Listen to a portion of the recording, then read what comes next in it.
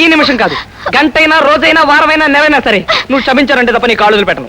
ఏమిటి అర్థం లేకుండా వదలమంటుంటే? క్షమించాను, ఒక మాట వదిలేస్తాను. అయ్యో రామా, క్షమించాను, ముందు వదులు. ఆహా, నా దేవత క్షమాభిక్ష దొరికింది. ఈ భక్తుడికి చాలు. ఏమయ్యా, ఆడదాని కాళ్ళు పట్టుకోవడానికి నీకు సిగ్గులేదు? అలాంటిదేం లేదు. ఇంత అందమైన కాళ్ళు పట్టుకోవడానికి సిగ్గుపడడం ఎందుకు? గర్వపడాలి. జ్యోతి జ్యోతి జ్యోతి, నీతో ఒక నిమిషం మాట్లాడాలి, ఆగవా? అడ్డమైన వాళ్ళ కోసం ఆగేటంత తీరుబడలేదు నాకు. అదిగో మళ్ళీ నువ్వు ఆగి నేను చెప్పేది పూర్తిగా వింటానంటే తప్ప వదిలిపెట్టను. ఎవరైనా చూస్తే నవ్వుతారని సిగ్గులేదు నీకు? నవ్వితే నవ్వని, నాకేం సిగ్గులేదు. అదేదో త్వరగా చెప్పాడు. నా మీద దయ చూపించాలి, ఆ పైన జాలి చూపించాలి, ఆ పైన కరిగిపోయి నన్ను ఇక్కడ నిలబడ్డావేమే? ఇదిగో వస్తున్నా. ఇప్పుడు పట్టుకో చూద్దాం. తర్వాత ఎప్పుడైనా పట్టుకుంటాలి. ఏంటి అంటున్నాడు? ఏం లేదే, అతనికి కొంచెం ఇది. మీరు పదండి. ఆంధ్రా జలాలు తమిళనాడుకి తరలింపు. ఎన్టీఆర్ ఎంజీఆర్ల మైత్రికిదో మచ్చు తునక. విన్నావయ్యా కనకారావు? నువ్వు ఉన్నావు ఎందుకు? అరటిపండిమంటే ఏడుస్తావు, షోడ కొట్టమంటే మొహం మార్చుకుంటావు. మన ఆంధ్రులు నీళ్ళిచ్చారయ్యా పొరుగు రాష్ట్రమైన తమిళనాడుకి. అసలు నీ ఒంట్లో ఆంధ్ర రక్తం ఉందా? కొనకుండా పేపర్ చదివించాలకి సుత్తి ఏమిటండి? అదేంటి? ఖాతాలో రాసుకో. కిల్లి అయిందండి. అయితే ఆయన ఖాతాలో రాసుకో. కిల్లి మీరు తింటే ఖాతా అయిందా? ఏమిటి ఈవేళ దంతికలు చాలా ఫ్రెష్ గా వచ్చినట్టున్నాయి. బాబాయ్ మళ్ళీ దంతికలేంటి? మీకు ఏదైనా పని ఉంటే చూసుకోండి బాబు.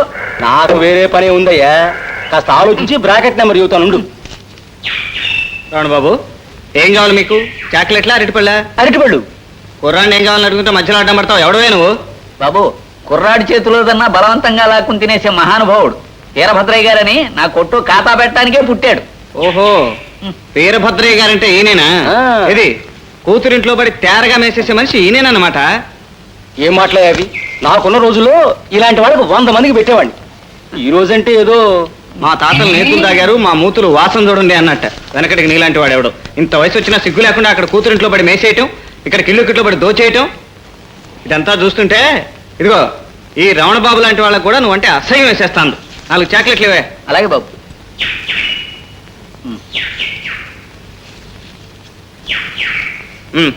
పదండి. ఆహా, ఏం చెప్పారండి, ఒక్కొక్క మాట వజ్రాల మూట. అయితే నా ఖాతాకి ఆ వజ్రాల మూట జమేసుకో. అమ్మో, పొరపాటున నన్ను ఇంకెప్పుడు అన్ను. మీరే జమైండి బాబు. అమ్మో నా చూడ, ఇదిగో నోటి దగ్గర నీళ్ళు తీసేస్తున్నావు.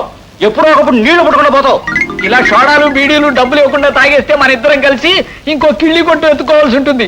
అయితే ఆ కిళ్ళి కొట్టుకుంటూ నువ్వే వెతుకు.